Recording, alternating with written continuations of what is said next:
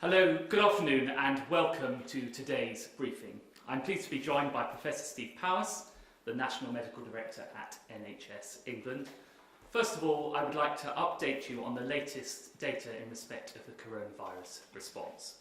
So first of all, 2,962,227 tests for coronavirus have now been carried out in the United Kingdom, and that includes 177,216 tests which were carried out yesterday.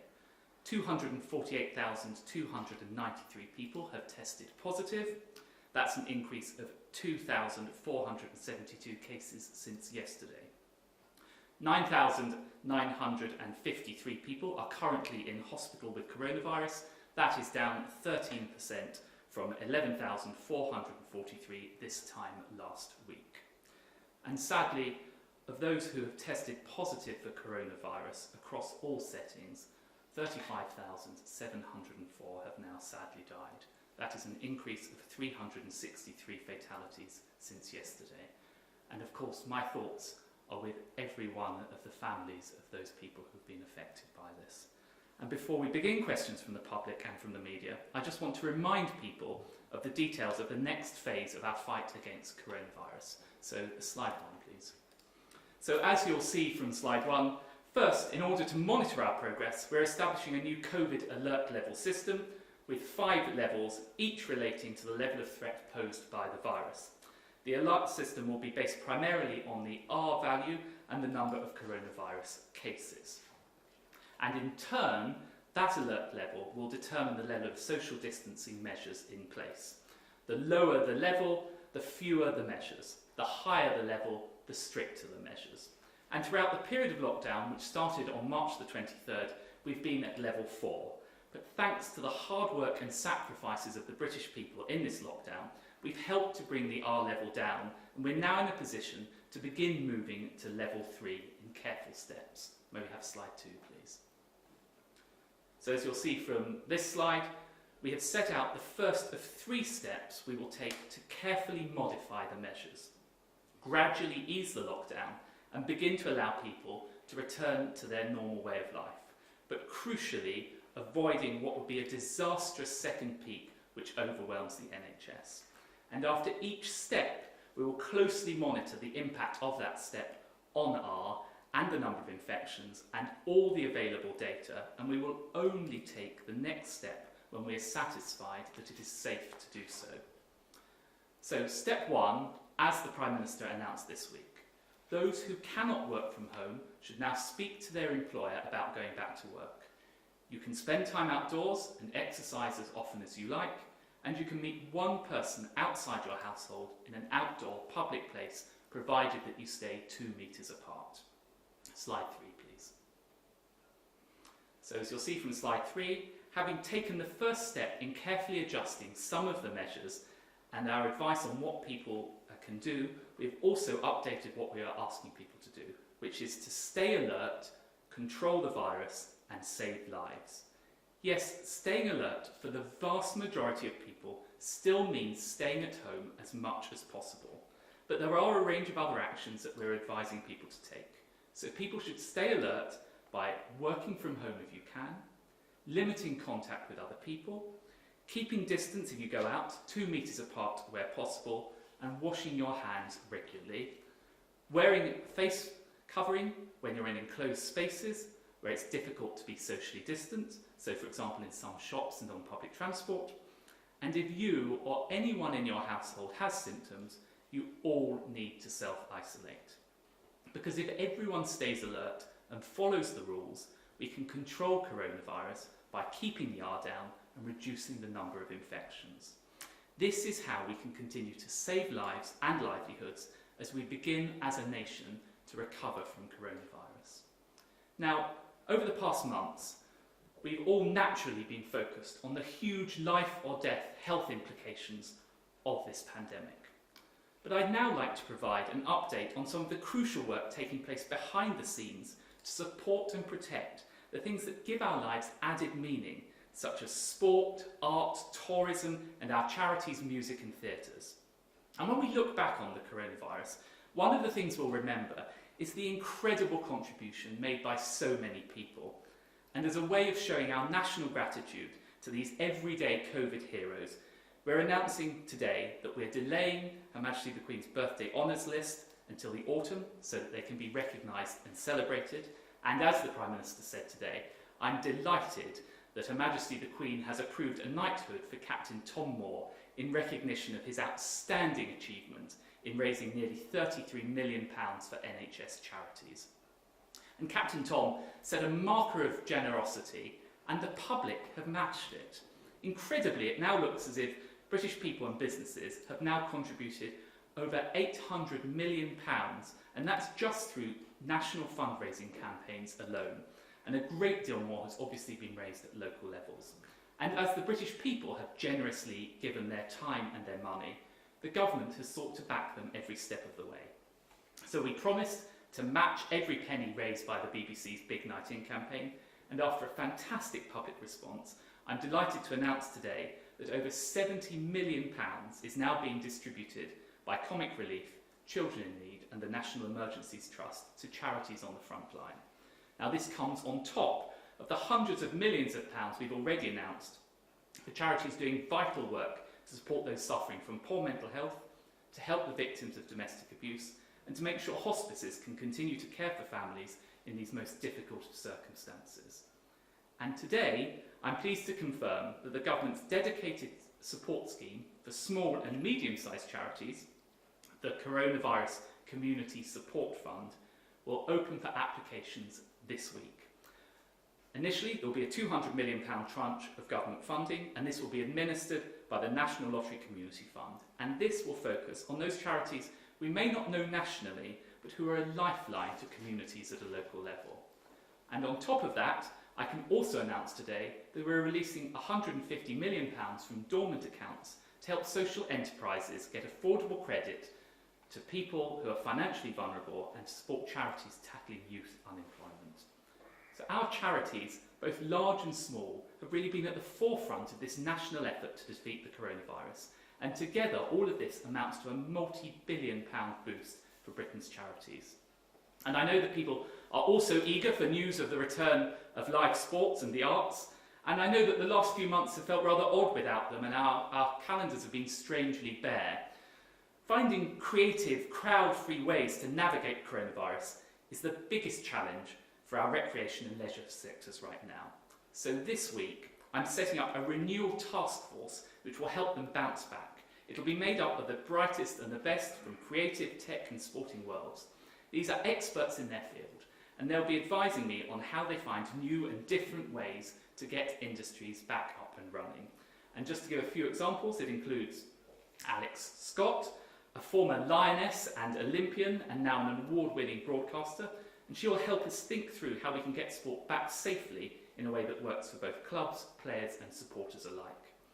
Similarly, Lord Grade, former chairman of both the BBC and ITV, will provide an insight as to how we get our creative media industries back up and flourishing again. And Tamara Rojo, the English National Ballet's artistic director, will give us ideas for how we start to get our art scene back up and running. And Martha Lane Fox, well known as founder of lastminute.com, will advise on how tech can power all of this recovery across all these sectors, but particularly in tourism, as part of the much wider role it will play in driving our economy forward as it has done already. Meanwhile, bit by bit, we are developing guidance that's helping some of the lighter bits of our economy return to this new normal. So we have supported the safe return of TV production, meaning our broadcasters are able to keep some of our favourite shows back on the TV screens, whether that's Corrie or EastEnders. We've helped to reopen the country's tennis and basketball courts and guided elite athletes back into training safely. And that, in turn, will pave the way for the return of live sports behind closed doors in the near future. Normal life, as we have known it, is still clearly a long way off, and the path to get there is a narrow one. But these things will return when it's safe for them to do so, and thanks to the same drive and creativity that makes a great performance or a great piece of art. And I really think that when they do, and when we've overcome this crisis together, we'll appreciate them that much more. And with that, I'll hand over to Professor Steve Powers. Thank you very much, Secretary of State, and good afternoon. If I could go through the data slides for today, with which I'm sure you have become familiar. So the first slide shows information on social distancing and how the British public have responded to the requests that we all socially distance in order to reduce the rate at which the virus, the coronavirus, is transmitted through our communities. And as I've said before, it's only by doing that that we will keep this under control, that we will reduce the number of deaths that we have unfortunately seen and the number of admissions to the NHS and the pressure on the NHS. So this slide shows a number of graphs, data from both vehicle mobility, so transport in cars and light vehicles and heavy goods vehicles, and you can see there has been a slow increase in vehicle movements, probably recently reflecting the desire for people who can return to work, who can't work from home, returning. But on public transport, National Rail, Transport for London and bus outside of London, you can see that the levels of usage are still very low and very much down on what they were before social distancing measures were introduced. So again, evidence that the British public has responded to and complied with the instructions that we've all been given. On the next slide, we start to look at testing and the number of new cases that are test positive. And as you've heard from the Secretary of State, there has been an increase in recent weeks, both in the capacity of testing and in the number of people who are being tested. And you can see that at the graph at the start. We're now nearly up to 3 million tests that have been performed in total. In the lower graph, you can see the number of daily confirmed cases. And again, as I've said recently, that although the testing capacity has increased and the number of tests has increased, the number of daily confirmed cases has not increased, and in fact is stable or perhaps even falling. And I think that shows that the amount of transmission, the amount of virus in the community is falling, and with an R rate less than 1, that is exactly what we would expect. In the next slide, we'll see how that translates into the usage of hospitals. Now, once again, for the vast majority of people, this is a mild illness that does not require hospital care. But for a minority of people, unfortunately, hospital admission is required. And for the sickest, of course, that might require a period on our intensive care units. So this shows the new daily admissions with COVID-19 from March through to now. You can see that is on a decline. So we are seeing fewer and fewer daily admissions again, showing the benefits of social distancing. And then in the bottom graph, you can see that group of individuals who unfortunately are sickest and require ventilation. So they need to be put on a ventilator and mechanically ventilated. Those obviously occurs in our intensive care units and those areas that we are using as part of our expanded capacity to do this. And you can see again that number is falling across all parts of the UK, again reflecting the benefits of social distancing. Next slide shows more data in hospital, and I would highlight that the number of people in hospital is now below 10,000. So I think that's the first time since March that we have seen a fall that has come down below 10,000 in terms of the people who are actively in hospital with test positive for COVID-19. You can see in the individual charts showing various parts of the UK that the decline has been steepest in London, that had the highest peak, but also you will see declines in other areas of the country at different rates, but all heading surely in the right direction, so a fall in the number of people in hospital. And then in the next slide, finally we show the number of deaths, and you have heard the numbers for today. Clearly it's with great sadness that we report these deaths, but you see on a daily basis that looking at the key figure, the 7-day rolling average, which takes out the variation between days and particularly the reporting variation at weekends, you can see that the trend is now consistently downwards. And that will continue to fall as long as we all comply with the instructions that we've been given around social distancing. So this is not the time to, as I said before, to become complacent about this. Yes, if you can't work at home, then talk to your employer about getting to work. But we need to remain vigilant, we need to stay alert, and we need to make sure that we keep that important R0, that R number below 1, so that the rate of transmission is continually declining in the population. Thank you. Thank you, and thank you very much for that very clear presentation.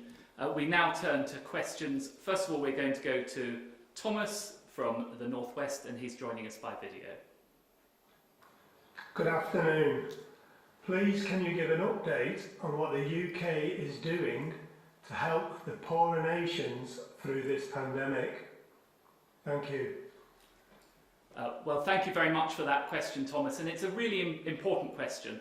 The first thing that we've done to help poorer nations is we're standing by our commitment to the poorest nations by devoting 0.7% of our entire national income to going to aid, and that despite all the challenges we have faced during the coronavirus and all the pressures on public spending, we are maintaining that commitment. And I know there's a lot of concern about whether poorer nations are going to be able to access vaccines. That's why through the Gavi programme we will also ensure that we get those vaccines at an affordable level, working with our aid budget to those poorest nations. Fulfilling, I think, what we've always done as a nation. We've always stood by the poorest nations in time of need, and I think that's part of the moral responsibility we show as a nation. I think now we have question number 2, and that is from Heather in Devon. So just to read that out, Heather asks, I, like many others, have had medical reviews delayed as nurses who conducted them were redeployed to the front line and are currently still working in hospitals. How long will it be before those NHS staff can go back to their normal jobs? Well, first of all, I'd like to pay tribute, Heather, to all of the nurses and other frontline staff in the NHS who've done so much during this crisis to help us tackle it.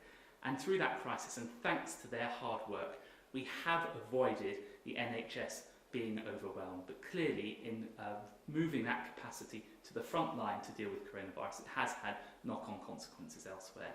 As we now move out of the peak, and we're working, of course, to ensure that we don't have a second peak where the NHS is overwhelmed, there is more capacity again, so we can start delivering more capacity to deal with these sort of challenges. But Professor Simbals, Yes, so thank you, Heather, and I too would like to pay tribute to all my colleagues in the NHS who've worked so magnificently over the last few months to deal with the surge in patients that we've seen with COVID-19. And it is the case that some of those staff have had to be redeployed, they've had to work in different areas, and sometimes they've had to work with a set of skills that they have, but they haven't had to use in recent years. And I think it's been truly inspiring the way people have stood up and taken that task and delivered for the public in this country. As I've said many times before, in the NHS we have kept our emergency services going throughout this.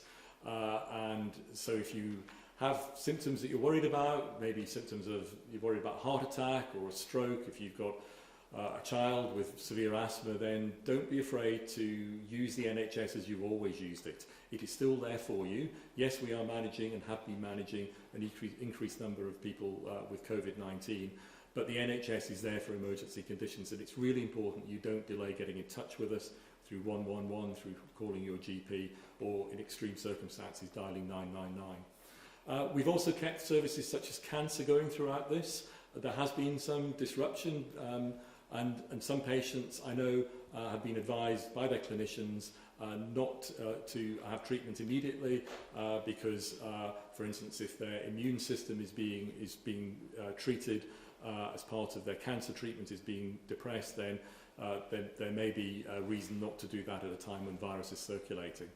But now that we've come over the peak, we are in a position, as the Secretary of State says, to start to build up those NHS services where we've had to redeploy staff and perhaps that we have had to delay. So you will see over the next weeks and months a standing up of all those NHS services so that the routine reviews can start to be done again. But I'm sure everybody understands that at a time of public emergency where we saw that surge in the virus over April, it was the right thing to do to make sure that our staff were focused on the response to that. But now we can start to get back towards normal, although a new normal, because we will have to do that in the context of still having some underlying COVID-19 in the community. Thank you. Now I think we come to the next question, and that's from Nick Watt for the BBC. Nick, are you there? Thank you. I have a question for you, Secretary of State, and a question for Professor Powis. So, Oliver Dowden, in his televised address earlier this month, the Prime Minister talked about the awful epidemic in care homes. And this morning, your Cabinet colleague, Robert Buckland, acknowledged that care homes were given less priority for testing than the NHS at the start of this crisis. And then he said, sadly, there were far too many cases of infection and deaths in care homes. And yet at Prime Minister's question today, Boris Johnson appeared to brush aside concerns and questions about the level of testing in the early stages of this public emergency. So what is it? Gloss over possible mistakes in the past, or face up to the fact, as Robert Buckland said, that maybe things could have been done differently? And for Professor Powis, can I ask you, your scientific colleague Dame Angela McLean said yesterday in answer to a question of whether schools can open on the 1st of June, she said that you need to have a highly effective track, trace and isolation system in place. Today, the Prime Minister said that there will be a test, track and trace system. It will be in place, he said, by the 1st of June. Now, given that there have been sort of moving about on the dates about when this might happen from ministers, are you confident, Professor Powis, that the McLean conditions will be met, given that there are concerns over the app, and whilst there will be 25,000 trackers who will be able to track 10,000 cases a day, and yes, that is 4 times the number of confirmed cases, that is probably well below the number of actual cases in the UK. Well, thank you for that question, Nick. Perhaps if I deal with the first one about glossing over and then hand over to you, Stephen Powis. It is categorically not the case that we have glossed over this, and I think the Prime Minister has been very clear about the challenges that we face in care homes. And of course, every death in a care home is one too many. But that is precisely why we've introduced this care home action plan. That means there's more money going into care homes.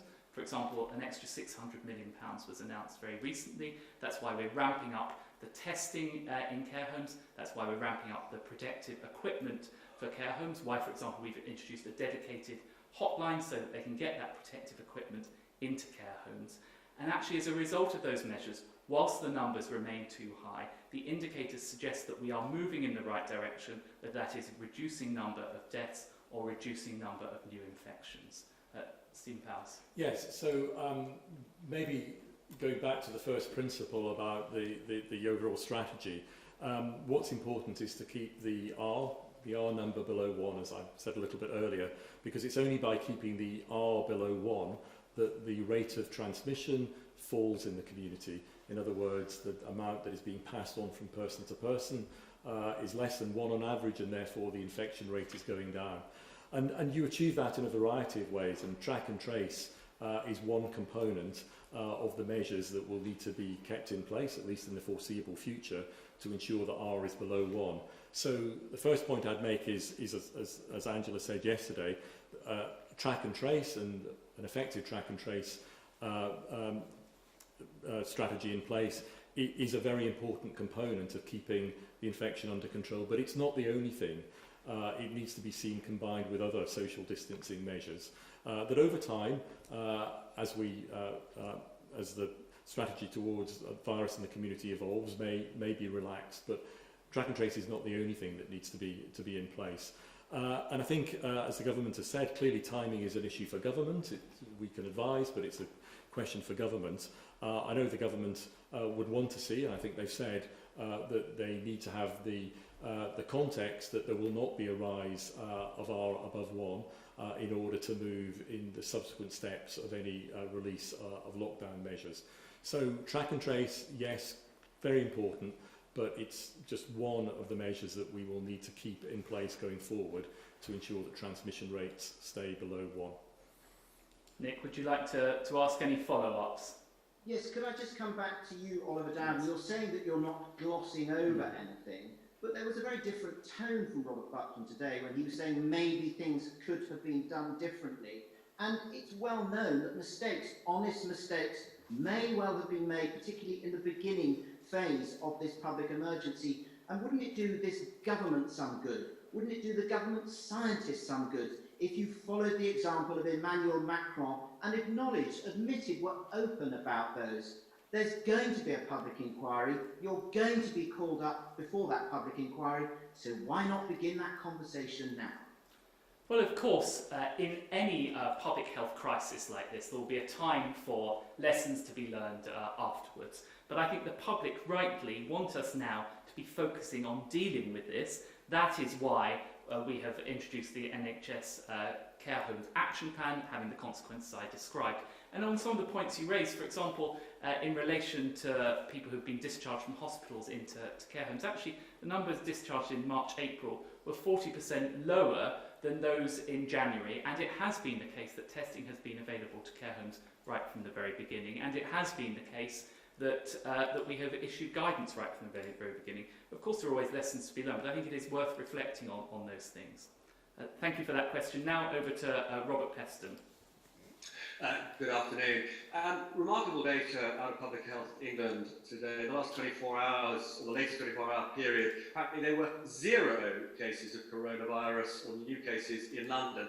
So presumably there will be a return to school in the capital, at least for the youngest children, and more stores opening, at least in the capital. And a second one for Professor Powys. The Prime Minister today said in the House of Commons that no older people will return to care homes without the approval of a clinician, which seems to many as if the Prime Minister is in a sense passing the blame for seeding COVID-19 in care homes to doctors and nurses. What do you think of that, Professor Powys? Well, perhaps shall I start with your first question, Robert, about the opening up process, and you referenced some of the promising figures. I'd also just, it is worth reflecting again on those test numbers where we're now up to 177,216 tests. So it's not just the numbers that are moving in the right direction, although of course we have to be highly cautious about it, but also the government response continues to ramp up. Now, the Prime Minister set out the path that we will go down in terms of easing the lockdown. He set out this 3-stage process. The next stage, and we've said from the earliest, will be from the beginning of June. We will look at some of the measures that you discussed around, for example, opening up non-essential retail. In respect to the question about schools, I really think we should try and open schools if we possibly can. And a lot of work, I know my friend, the Education Secretary has put a lot of work in, as indeed has the Health Secretary, about thinking about how we can do that safely, whether that is staggering entry times, whether it is keeping children together in groups of 15. And the reason for doing all of that is because I think there's very strong evidence that particularly for the most disadvantaged children in those early years, it's not cost-free for them not going to school. There is a cost, so if we can get them back in the way that we safely can do so, we should do so, but it will only be guided by the evidence. That is moving in the right direction at the moment, but we'll be very cautious about that. Stephen, is there anything you want to... Thank you, Robert. So I was a frontline doctor for many, many years, and I wouldn't discharge a patient from a hospital into whatever setting, home or care home, unless I was absolutely confident that their medical treatment was complete and they no longer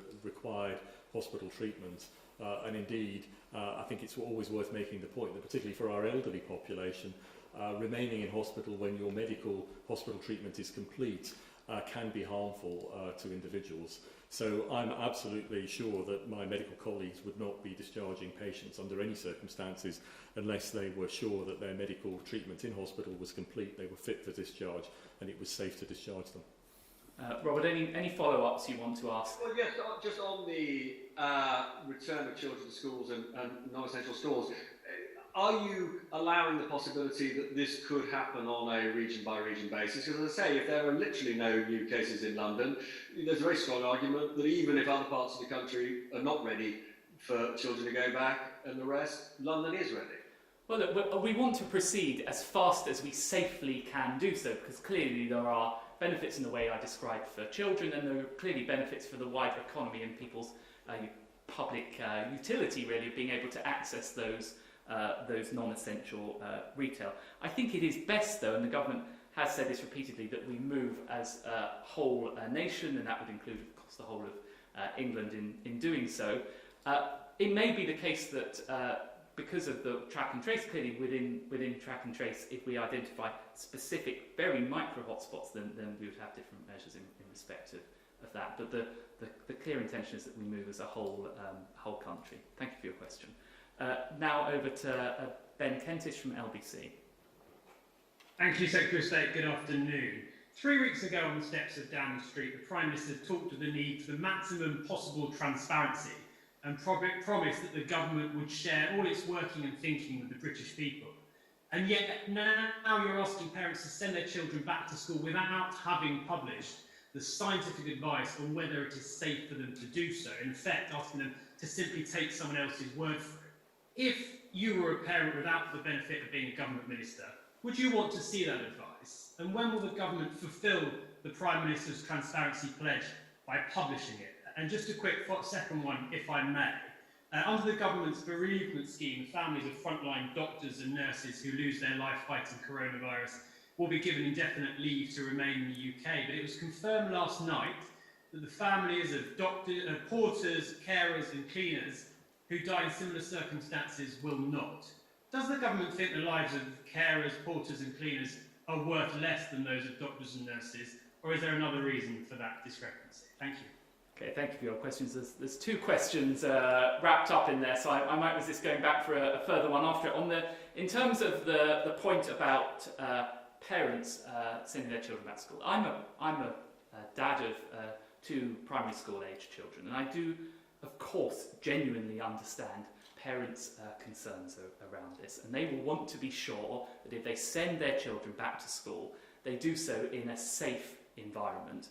But that is why the Education Secretary has been working so hard to ensure that we do develop that safe environment, whether that is staggered entry, whether it's washing hands, whether it is having children kept within groups so that they don't mix with others. All of those are driven by the evidence about how to do this in the most safe way possible.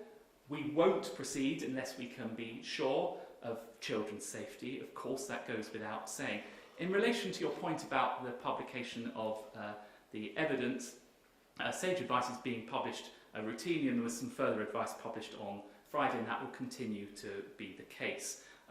In respect of the points you rightly raised about support for care workers and others, first of all, just to restate what I said earlier in this press conference, that we, all of us, owe a huge debt of gratitude to everyone working in the NHS. We all go out and clap at 8 o'clock on Thursday evenings to show that appreciation. One of the measures we've taken to show that appreciation is the bereavement support, which is available to everyone, of course, including porters and others who make such a huge contribution. In respect to your point about the indefinite leave to remain, we do keep that policy under review, and we will look further into that case. Now I think we'll go over to Jason Groves from the... Yes, go on quickly. Thank you. Just I wondered if Professor Powis had a view on whether the bereavement scheme should be extended to all NHS workers. And just on the schools point, Secretary of State, just wanted to follow up on Nick's point really. Will the contact tracing system be in place together with the app by the start of June, as Angela McLean suggested yesterday was necessary? Thank you. Okay, so I'll try and remember those further points straight. So in respect of the contact tracing, that the Prime Minister announced fantastic progress at lunchtime today. We've now recruited 25,000 contact tracers. That will enable us to undertake 10,000 traces. Now, given that we are currently at the stage where there's 2,400 cases, that is huge progress, and that would be by the beginning of beginning of June. So that is really important progress. In respect of the indefinite leave to remain, I know that we owe hospitals and others that huge debt of gratitude, and that's why I said what I said about keeping the policy under review. But is there anything else? Well, I think that's a matter for government in terms of keeping the policy under review. But all I can say is, again, as a doctor who's worked on the front line for many years, how much I value the entire multidisciplinary team. So everybody from porter to manager to administrator to nurse, who absolutely work together as a team in managing this sort of crisis, but also in the day-to-day care that the NHS provides. So it's often the doctors and nurses who are at the front, and get the praise, but believe me, there are a huge number of people working behind the scenes. I was at the Royal Free when we managed Ebola, and I will always remember the photograph in the Evening Standard that showed the huge team of people, the engineers who kept the plant open being some of the ones I remember the most, who kept the show on the road and allowed those patients to be treated successfully, and that is the case now. There are many, many heroes within the NHS, not just doctors and nurses. Thank you. Now we go on to Jason Groves from the Daily Mail. Thanks. Mr. Dowden, TV, the TV's been a lifeline for lots of older people through this lockdown. I wonder if you're happy to see the over 75s lose their free TV licence in August, and whether you might intervene or whether that's a job for the BBC. And Professor Powis, I wonder if I could ask you about the 2-metre rule. We heard from Robert Dingwall, who's a government advisor earlier, that the actual scientific evidence for keeping us 2 metres apart rather than 1 is very fragile. I mean, has he got a point? You're on stage. Given the importance of that to sectors like education and hospitality, could you look at it again? Well, shall I deal with the BBC and TV licence first? We were clear, and we've been clear all along, that we didn't want the BBC to take away the free TV licence from the over 75s.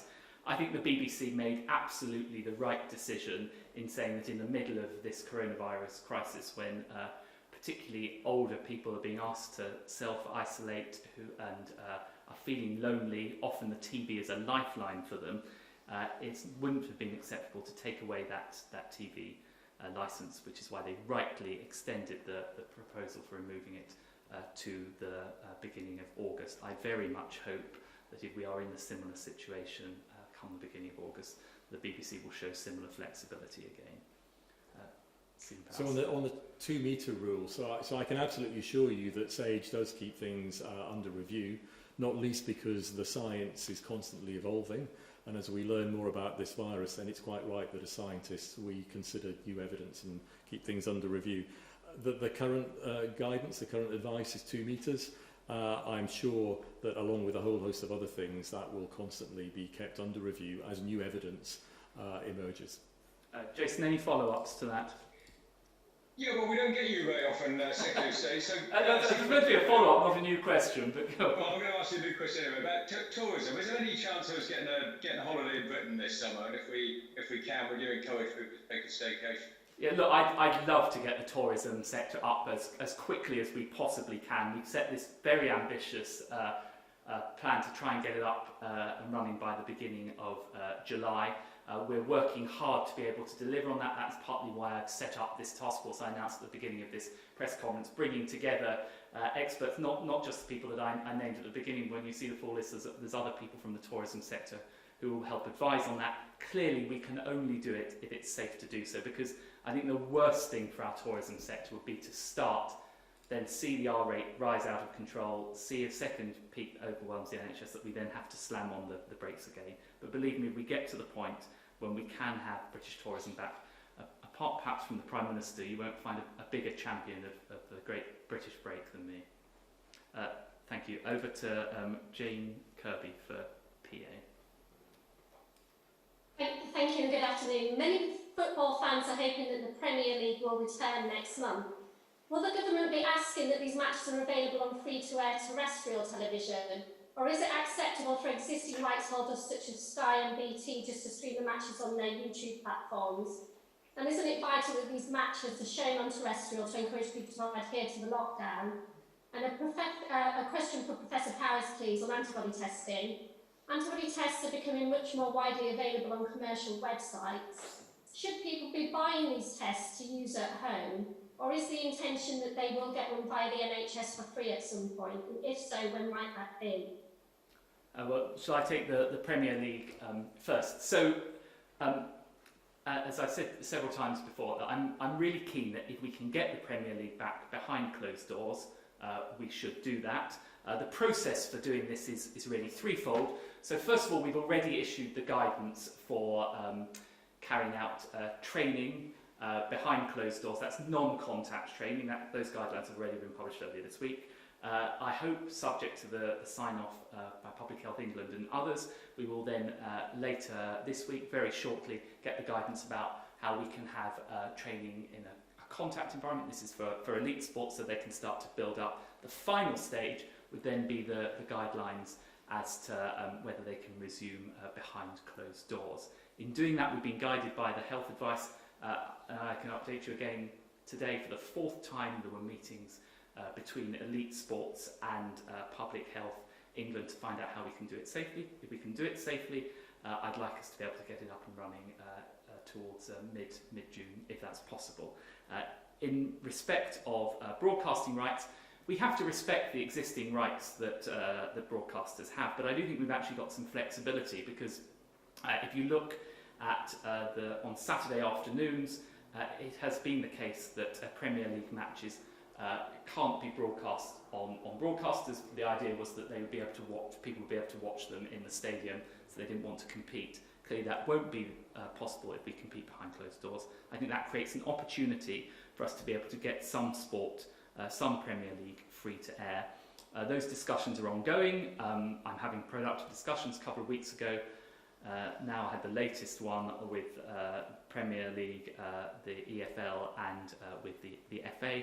I hope we can sort this out, and I also hope then we can get some more money going into the sport of football. I think we can find ourselves in a win-win situation. And thank you for the question on antibody testing. So Public Health England have been evaluating the new antibody tests, the commercial tests that are becoming available, and I would have most confidence in that evaluation process because I think that gives it the stamp that we need in order to roll these tests out throughout the NHS. So as those tests are evaluated and they become available, they will be rolled out through health and social care settings. Initially, their use will be in those settings and also for surveillance within the community, so that we get some information on how many people in the population may have been infected by the virus. So that is where we will start from. I would caution against using using any tests that might be made available without knowing quite how good those tests are. So Public Health England, as I say, is evaluating them for the NHS. I would caution people against being tempted to have those tests. I think one other point to make about the antibody test. The antibody test shows you that you have had the virus. Once you have the virus, the body's immune system develops antibodies against it, and it's those antibodies that are detected typically a number of weeks after you've had the virus. So it tells you you've had it. What we don't absolutely know at the moment is whether having antibodies and having the antibodies that are tested in those tests means that you won't get the virus again. We will only know that over time through the science of understanding the type of antibody that's being produced, but also by following people over time to see that when you develop an antibody and you test positive for an antibody, whether you get the virus again. So what I wouldn't want people to think is just because you test positive for the antibody, that it necessarily means that you can do something different in terms of social distancing or the way you behave. Because until we are absolutely sure about the relationship between the positive antibody test and immunity, I think we as scientists would say we need to tread cautiously going further forward. That information will become available over time, but it will take some time to get there. Thank you. Jane, do you have any follow-up? Yeah, if I could just ask Professor Paris, does he mean by that we can hope that everybody in the country will get access to an antibody test by the NHS for free? And are there any discussions going on at the moment for a timeline for that? Would it be, end of this year, next year, or so on? So what I would say is exactly what I said, is that we're at an early phase of these tests, and where we will use them first is in health and probably social care settings for patients, obviously, but also for staff in those settings where it is most important that we understand about the infection. Thank you, Jane. And finally to Mike Brown from Teesside Gazette. Thank you. Good afternoon. Our Middlesbrough has currently the 4th highest infection rate for coronavirus in the country by population. It has the highest mortality rate in the North East, and council leaders believe that its current R rate is around 0.85. People in Middlesbrough can't sit on park bench in their local park because our mayor believes that the risk from coronavirus is still too high. I have two questions. Firstly, for the Secretary of State, previously local micro-lockdowns have been discussed to tackle areas where there's a significant spike in new cases. Can you tell me what specific work the government has done to prepare vulnerable and hard-hit areas like Middlesbrough for a future significant spike in cases once lockdown measures are eased? And how do you expect local authorities and public health teams to be able to enforce those? Secondly, for Professor Powers, one council on Teesside has already said it will not reopen schools on June the 1st due to our higher than average rate of infection in the North East. Does the UK's one-size-fits-all policy for reopening schools on June the 1st, will that work in places like Middlesbrough and the rest of Teesside? And how confident is the government that our already high R rate won't go back over 1 once schools are reopened? Well, thank you, and thank you for your question. As the Secretary of State responsible for media, it's great to hear the Teesside Gazette asking a question at the press conference. First of all, you asked about how we would protect the most vulnerable. Look, I'm under no illusions, and the government is under no illusions about the challenges for the economy, of the necessary measures we've had to take to protect the NHS and save lives in terms of the measures that we have taken. They've been very tough on the economy, social distancing and so on. That's why the Chancellor has announced an unprecedented package of measures to support people through these hard times. For example, the job retention scheme, meaning that literally millions of people who would otherwise have been made redundant have been able to keep their jobs, and that's millions of families that still have earners in their households. So we are working hard through all of that. On the point about local authorities and enforcing, and the point about schools, I really hope that as we go through this, we can do so in a constructive spirit, whereby we can move together as a whole country and get children back to school for the reasons that I set out. And I do genuinely understand, really understand the concerns of teachers, I understand the concerns of parents about whether this is safe to do so. That is why we are working so closely with them. But I think the way to do this is to do so in a constructive spirit of engagement. I think on your final point about, or maybe your second one, individual outbreaks, that is why we're working so hard on the track and trace.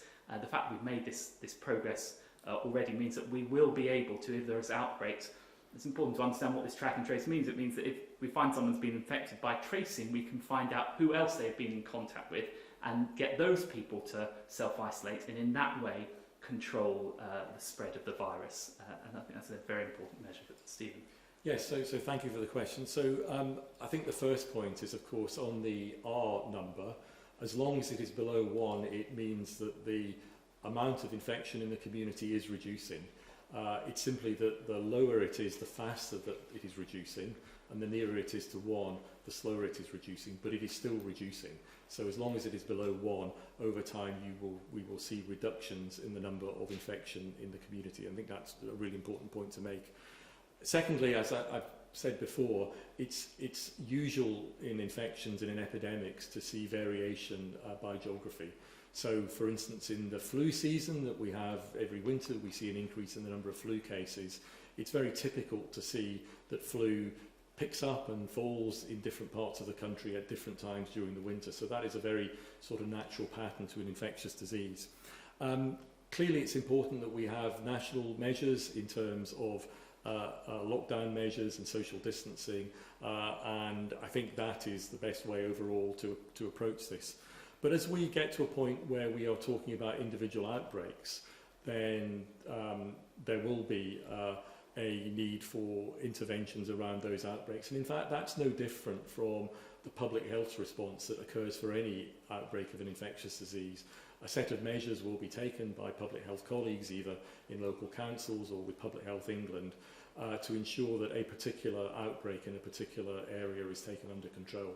So I think that is well tried and tested public health policy. Contact tracing is part of that well tried and tested public health policy, And I think as we move forward in the months ahead, that is the sort of approach around outbreaks, specific outbreaks in defined communities that my public health colleagues will increasingly be using. Thank you. Mike, any follow-ups? Yeah, please, Secretary State. You mentioned the package that has been brought forward already to support local authorities through the pandemic.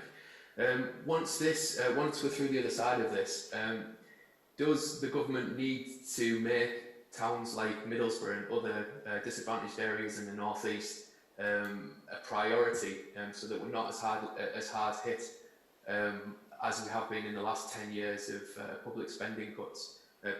A link between deprivation and mortality rates in coronavirus has already been established by the ONS.